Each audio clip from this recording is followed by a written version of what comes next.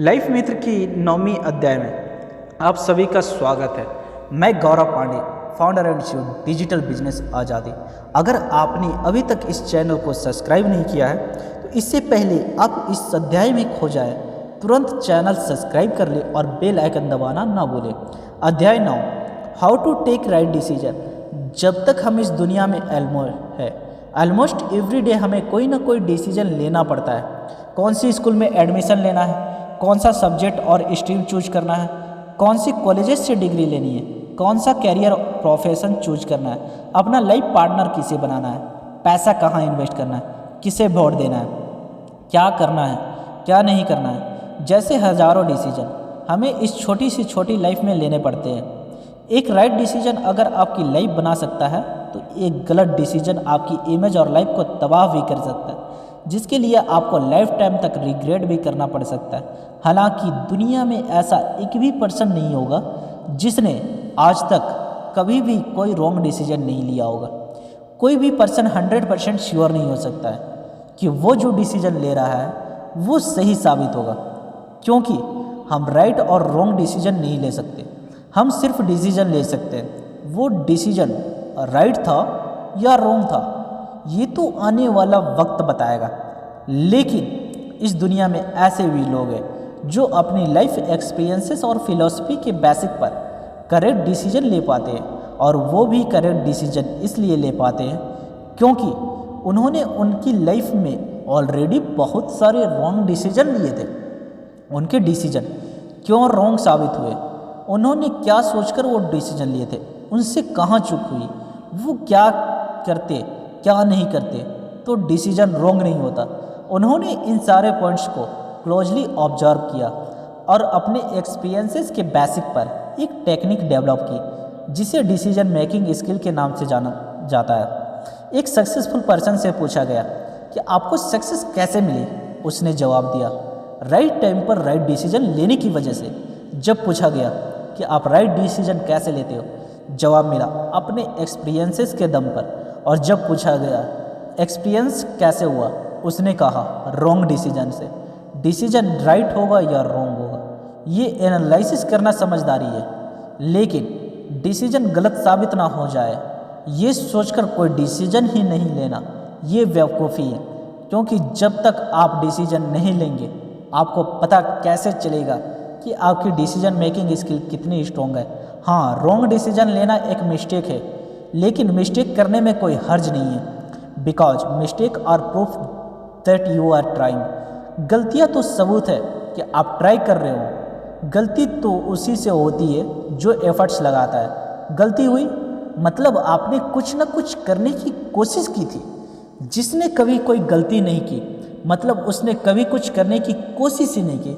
अब आप ही बताइए कौन बेटर है, जिसने कोशिश करते हुए गलती की वो, या जिसने मिस्टेक हो जाने के डर से कभी कुछ ट्राई ही नहीं किया। और अब तो आपको डिसीजन लेने से बिल्कुल भी घबराने की ज़रूरत नहीं है, क्योंकि करेक्ट डिसीजन लेने की स्किल को डेवलप करने में मैं आपकी पूरी हेल्प करने जा रहा हूँ। Remember, what is right is not always popular and what is popular is not always right. अगर आप अपनी डिसीजन मेकिंग स्किल को इम्प्रूव करना चाहते हैं और चाहते हैं आपकी डिसीजन सही साबित हो तो इस स्टेटमेंट को याद कर लीजिए, क्योंकि जो पर्सन इस स्टेटमेंट को नहीं समझता वो कभी करेक्ट डिसीजन नहीं ले सकता। जो बात सच होती है वो हमेशा फेमस नहीं होती, और जो बात फेमस होती है वो हमेशा सच नहीं होती। इस स्टेटमेंट को बेटर वे में समझने के लिए एक एग्जाम्पल शेयर कर रहा हूँ, या यूँ कहें एक डिसीजन मेकिंग एक्सरसाइज है जिससे आप अपनी डिसीजन लेने की स्किल को चेक कर सकते हैं। मैं आपके साथ एक सिचुएशन शेयर कर रहा हूँ जिसमें आपके पास 2 ऑप्शन होंगे। आपको उनमें से कोई एक ऑप्शन जो आपको सही लगे वो चूज करना है। तो चलिए नेक्स्ट पैराग्राफ में देखते हैं कि वो एक्सरसाइज क्या है। तो सिचुएशन कुछ इस प्रकार है कि एक रेलवे स्टेशन है जहाँ पर 2 रेलवे ट्रैक है। एक एक्टिव ट्रैक है जिस पर रेल ट्रेन गुजरती है, और दूसरा इनएक्टिव ट्रैक है जो 5 सालों से बंद है और उस पर अब कोई ट्रेन नहीं गुजरती है। सिचुएशन ये है कि एक्टिव ट्रैक पर जिस पर रोज ट्रेन गुजरती है, उस ट्रैक पर 10 बच्चे खेल रहे हैं और इनएक्टिव ट्रैक पर जो 5 सालों से बंद है, उस पर सिर्फ एक बच्चा खेल रहा है। सामने से एक ट्रेन आ रहा है। कंडीशन यह है कि ट्रेन रुक नहीं सकती और बच्चों को ट्रैक से हटाया नहीं जा सकता। आप उस स्टेशन का ट्रैक इंचार्ज है, मतलब ट्रेन के उनसी पटरी पर चलाना है, ये आपके हाथ में। अगर ट्रेन एक्टिव ट्रैक पर आगे बढ़ती है तो 10 बच्चे मारेंगे क्योंकि वो एक्टिव ट्रैक पर खेल रहे हैं। लेकिन ट्रैक इंचार्ज होने के नाते आप चाहे तो ट्रेन को इनएक्टिव ट्रैक पर डाइवर्ट कर सकते हैं, जिस पर सिर्फ एक बच्चा खेल रहा है और 10 बच्चों की जान बचा सकते हैं। अब सवाल ये है कि आप 10 बच्चों की जान बचाना चाहेंगे या एक बच्चे की। नेक्स्ट पैराग्राफ में मैं आपको बताऊंगा इसका परफेक्ट आंसर क्या है और ऐसी सिचुएशन में राइट डिसीजन कैसे लिया जाता है। लेकिन नेक्स्ट पैराग्राफ को पढ़ने से पहले आप इस सिचुएशन में क्या डिसीजन लेते हैं वो सोच लीजिए। Emotional decision versus logical and reasonable decision. जब भी कोई पर्सन कोई डिसीजन लेता है तो वो डिसीजन 2 चीज़ों के आधार पर लेता है, या तो उसका डिसीजन लॉजिक और रीजन तर्क के आधार पर होगा या फिर इमोशन भावनाओं के आधार पर होगा। लॉजिकल एंड रीजनेबल डिसीजन का मतलब यह है कि डिसीजन लेने से पहले उसमें लॉजिक और रीजन ढूंढना और उस डिसीजन से क्या आफ्टर इफेक्ट परिणाम हो सकते हैं उसका प्री एनालिसिस करना और फिर डिसीजन लेना। जबकि इमोशनल डिसीजन में ना तो लॉजिक देखे जाते हैं और न ही उस डिसीजन में आफ्टर इफेक्ट परिणामों को प्री एनालिसिस किया जाता है। बस उस वक्त जो आप सही लगता या जिस चीज़ आपकी इमोशन अटैच हो जाती है आप उसी के फेवर में डिसीजन लेते हैं। रेलवे ट्रैक वाली सिचुएशन में अगर आपने ट्रेन को इनएक्टिव ट्रैक पर डाइवर्ट करने के 10 बच्चों को बचाने का डिसीजन लिया तो आप एक इमोशनल डिसीजन मेकर हैं, मतलब आप अपने डिसीजन इमोशन के आधार पर लेते हैं। और अगर आपने ट्रेन को एक्टिव ट्रैक पर जाने दिया भले 10 बच्चे मारे जाए तो आप एक logical and reasonable decision maker हैं। और आप जो लोग अपने डिसीजन लॉजिक के आधार पर लेते हैं और उनके डिसीजन 99% सही साबित होते हैं, जो लोग अपने डिसीजन इमोशन के आधार पर लेते हैं उनके डिसीजन 99% गलत साबित होते हैं। Let's understand how its work. Logic decision are always better than emotional decision. अगर आपने ट्रेन को इनएक्टिव ट्रैक पर डाइवर्ट करके 10 बच्चों को बचाने का डिसीजन लिया है तो ये इसलिए लिया है क्योंकि आपने सोचा कि इनएक्टिव ट्रैक पर सिर्फ एक बच्चा ही खेल रहा है और एक्टिव ट्रैक पर 10 बच्चे खेल रहे हैं और एक बच्चे की जान बचाने से ज़्यादा इम्पॉर्टेंट है 10 बच्चों की जान बचाइए। हालांकि आपकी सोच अच्छी है, लेकिन जब आप इस सिचुएशन को कंप्लीट एनालिसिस करेंगे तो आपको समझ आएगा कि उन 10 बच्चों को बचाने के चक्कर में सैकड़ों लोगों की जान जा सकती है और जान माल का बहुत बड़ा नुकसान हो सकता है। और आपको डिसीजन लेने से पहले ये जानने की भी ज़रूरत है कि उन 10 बच्चों और एक बच्चों में से राइट डिसीजन किसने लिया था। 10 बच्चों ने एक्टिव ट्रैक पर खेलने का डिसीजन लिया था और जिस ट्रैक पर डेली ट्रेन गुजरती है, और उस एक बच्चे ने इनएक्टिव ट्रैक पर खेलने का डिसीजन लिया था जो सालों से बंद है, जिस पर ट्रेन नहीं चलती। तो किसका डिसीजन राइट था? ऑफ कोर्स उस सिंगल बच्चे का डिसीजन सही था और उन 10 बच्चों का डिसीजन गलत था। लेकिन अगर आप इमोशन के भावनाओं में आकर डिसीजन ले रहे हैं तो 10 बच्चों को बचाना चाहूँगा क्योंकि वो मेजरली बहुसंख्यक है। लेकिन एक बात याद रखिए, अगर डिसीजन इमोशनली लिया गया है तो मेजॉरिटी भी गलत साबित होंगे। ऐसा ज़रूरी नहीं है कि जो सब कर रहे हैं वो सही होगा, और ऐसा अभी नहीं जरूरी कि एक पर्सन सबसे हटकर कुछ कर रहा है तो वो गलत हो।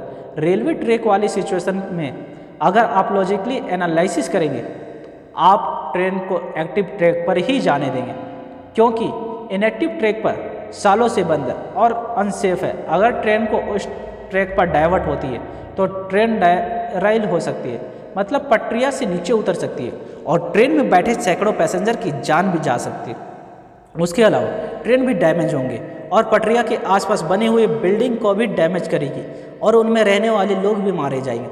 इसलिए कभी भी कोई डिसीजन इमोशनली नहीं लिया जाना चाहिए, बल्कि लॉजिकली लिया जाना चाहिए। डिसीजन लेने से पहले उसे प्रोबेबल आउटकम यानी संभावित परिणामों को एनालिसिस करना चाहिए। कोई भी पर्सन कभी भी कुछ गलत डिसीजन नहीं लेता, वह तो बस इमोशनल डिसीजन लेता है, और इमोशनल डिसीजन 99% रॉन्ग साबित होते हैं, और डिसीजन रॉन्ग होगा तो उसके आउटकम भी नेगेटिव ही होंगे। इसलिए कोई भी डिसीजन लेने से पहले उसके प्रोबेबल आउटकम यानी संभावित परिणामों का एनालिसिस करने से आप ये जान सकते हैं कि आपका डिसीजन इमोशनल है या लॉजिकल। दुनिया में जितने भी क्राइम्स होते हैं और इमोशनल डिसीजन के कारण ही होते हैं। अगर एक चोर चोरी करने से पहले ये सोच ले, उसका प्रोबेबल आउटकम का एनालिसिस करे, तो वो चोर चोरी करने से खुद को रोक सकता है। अगर एक मर्डरर किसी का मर्डर करने से पहले उसके प्रोबेबल आउटकम को एनालिसिस करे, तो वो मर्डर करने से खुद को रोक सकता है। कोई पर्सन किसी को धोखा देने से पहले, किसी को मोलेस्ट करने से पहले उसके प्रोबेबल आउटकम का एनालिसिस करे, तो उस क्राइम को करने से बच सकता है। डिसीजन रॉन्ग होने के दो ही रीज़न है, एक तो भावनाओं में बहकर डिसीजन लेना, और दूसरा उस डिसीजन के होने वाले प्रोबेबल आउटकम को एनालिसिस नहीं करना।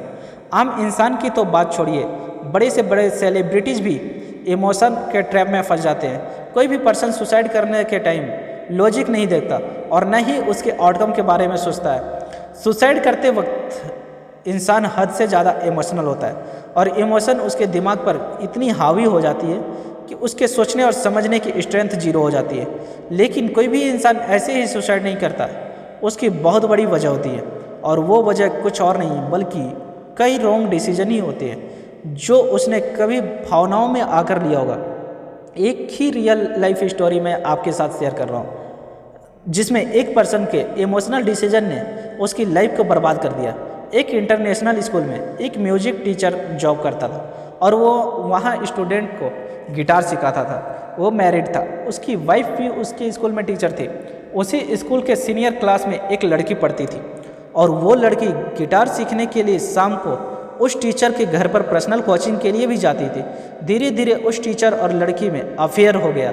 वो एक दूसरे को डेट करने लगे, और उन दोनों के बीच फिजिकल रिलेशन भी होने लगे।